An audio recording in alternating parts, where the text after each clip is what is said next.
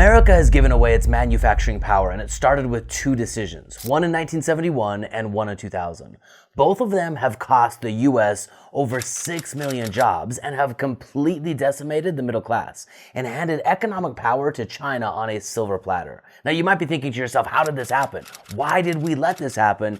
And what can we do about it now? Well, that's exactly what we're going to be diving into on this video today. And if you're someone who's working hard but still struggling to make enough, not just to get by, but to actually save, to retire, and to build a future, then my friends, this video is for you. Listen, if you've ever looked around and thought, what the heck? I mean, what happened to the American dream? Or why are jobs harder to come by? Why are the rich getting richer while the middle class seem to be struggling just to survive? If you've ever thought any of these things, then you need to hear this, because this story explains the real reason manufacturing towns like Detroit, Youngstown, and Gary crumbled. It's not just bad luck, they were deliberate choices, and it's a wake-up call for anyone who cares about jobs, wages, and the American future. Now, first off, before we jump into the topic of conversation today, I want to introduce myself. My name is Ryan D. Lee, and you're on the Wealth Outside of Wall Street YouTube channel. On this channel, we challenge conventional financial thinking about money, about economics, and about freedom. If you're ready to reclaim control over your finances and truly become the CEO of your money, then subscribe right now and let's get into it. Now, let's rewind the clock a little bit to 1971. In 1971, President Richard Nixon became the first U.S. president to visit China after 25 years of silence between the two countries. They call this ping-pong diplomacy, and it opened the door for U.S. companies to start considering doing business in China. Now, you might be thinking, why would American companies back in 1971 be looking for a way to do business in China? Well, it's because China's labor was dirt cheap. In 1970, get this, the average Chinese worker made 8 cents an hour. That's slave labor. And just for context, I want you to compare that to the $1.60 that the average U.S. worker made in 1970 per hour. That's 13 times cheaper labor. And it didn't take a genius to realize if you want to cut costs and boost profits, outsource production. So building on top of outsourcing labor, fast forward to December 11, 2001. This is when China officially joined the World Trade Organization. And this became open season for destroying the middle class. Within just 8 years, the U.S. lost 6 million manufacturing jobs. The rich, well, they of course got richer and profits exploded. But the heart of America, the workers, the small towns, the backbones of industry, they were all crushed. Many of you have seen this in your own life with your fathers, your mothers, maybe even your grandparents, or maybe even in your own life as well. In 1970, the U.S. held 29% of the world's manufacturing output. China only had 3% at this time. But by 2001, the US had dropped to 25% and China had climbed all the way to 8%.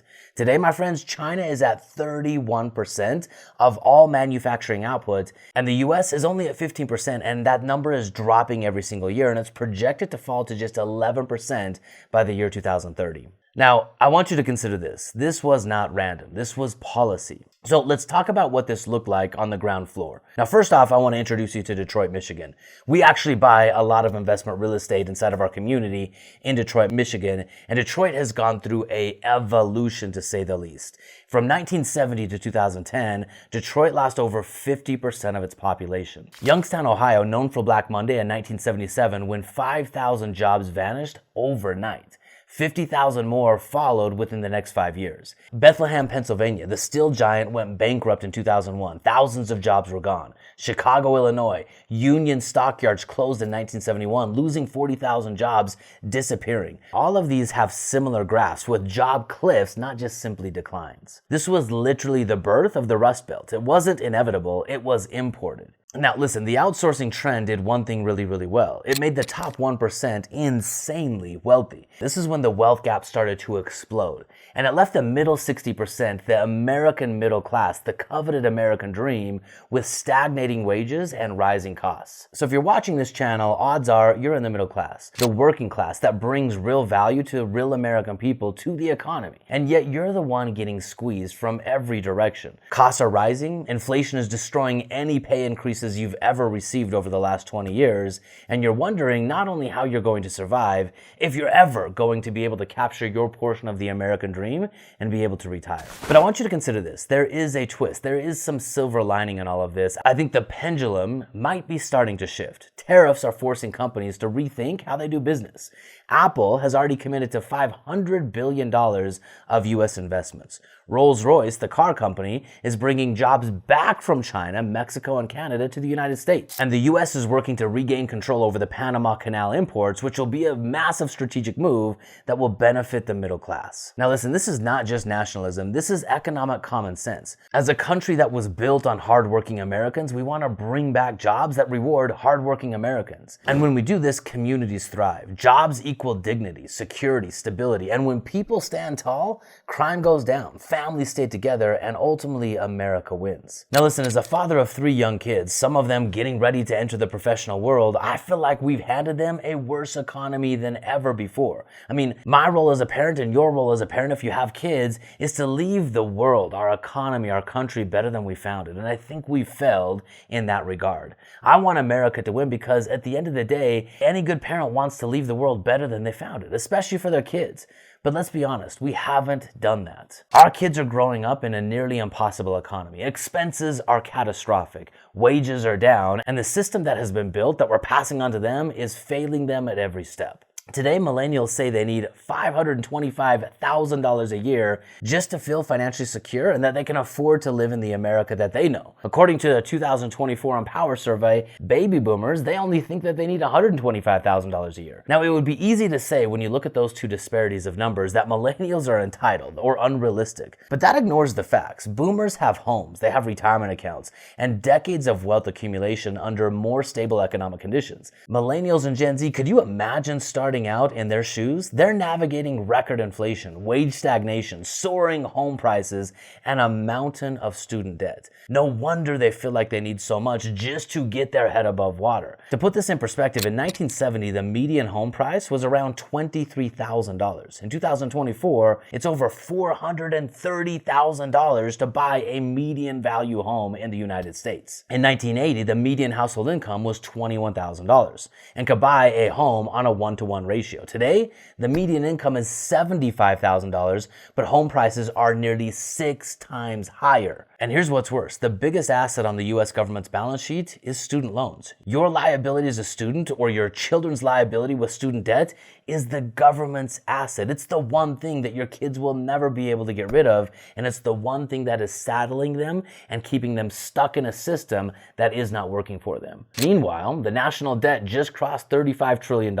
Most of the leaders who are making decisions about this are in their 60s or older. They won't be the ones paying the bill, you will. Your kids will. No wonder Gen Z is questioning the American dream. According to a 2024 World Happiness Report, Americans over the age of 60 rank 10th in global happiness, but Americans under the age of 30 rank 62nd in the world. That's a massive disparity yet again between those who have profited from a somewhat beneficial economy and those who are being stifled by a stagnating and inflated economy. Those under 30 are the ones who are suffering under the burden the most. We live in a country that puts the pursuit of happiness, the idea that someone can come to America or be born in America and be recognized as having unalienable rights of life, liberty, and the pursuit of happiness, but we're failing to raise the generation that is capable of doing this. So here's the question. What do we do about this? Here's what I believe. The best investment that a young American can make today is in themselves. Now, this doesn't mean going to school and being told what to do and getting a certificate or a degree with a bunch of student loan debt. Now, I'm not arguing for or against formal schooling, but what I am inviting you to consider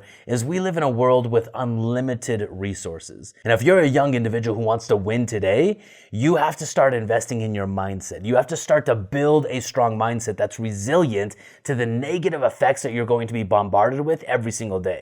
I want you to consider as a young individual that social media is literally designed to keep you trapped. It's designed to occupy your mind with the least common denominator and keep you in a state where you're not productive. So invest in your mindset. Then take these upgraded mindsets and invest them into real skill sets. And then ultimately, my friends, invest in your network. Anyone who is anything, anyone who has accomplished something big has never done it on their own. And when you're young, you have an opportunity to build a network by working hard, by being bold, and by standing out. So many people that are young today don't know how to look at an adult in the eye, don't know how to have a real conversation, and don't know how to show up and do real work. My friends, build a network of trust and watch the doors be open for you. Don't just work hard though, work smart. Leverage technology, not just for entertainment, but for creation, productivity, and building value. question the ROI of college degrees. In many cases, especially with rising costs, the declining returns may not make a college degree even worth it or necessary at all. And as what we used to consider in America as lowly blue-collar labor, consider the opportunity in the trades. Electricians, carpenters, HVAC techs, plumbers, these positions are in massive demand. They are high-paying jobs that offer freedom, flexibility, and real value. The bottom line, the American dream still exists today, but you have to work harder for it today than ever before. And the last thing that I'm going to invite you to consider is to take ownership. Take ownership over your choices, your networks, and your life. Listen, life won't give you what you want, but life will give you what you fight for. So my friends, take the opportunity to rise up and live free, and understand that ownership is really the only pathway to freedom. Now, if you want to learn more about my thoughts on why the American dream is failing for Gen Z and how to fix it, you can check out a 2-part video series that I recorded in the links below. So my friends, here's your wake-up call. The future belongs to those who think differently, who act boldly, who build systems and put themselves in control. This is why I'm so passionate about the passive income machine. This is why I'm so passionate about individuals taking control over their money and using it as a tool to build a life that matters. Financial freedom is 100% possible, and it's more achievable now than ever before with the right mindsets, the right skill sets, and ultimately the right network. My friends, rise up and live free and claim your American dream and be a beacon of possibility to those around you. And join me on the next video.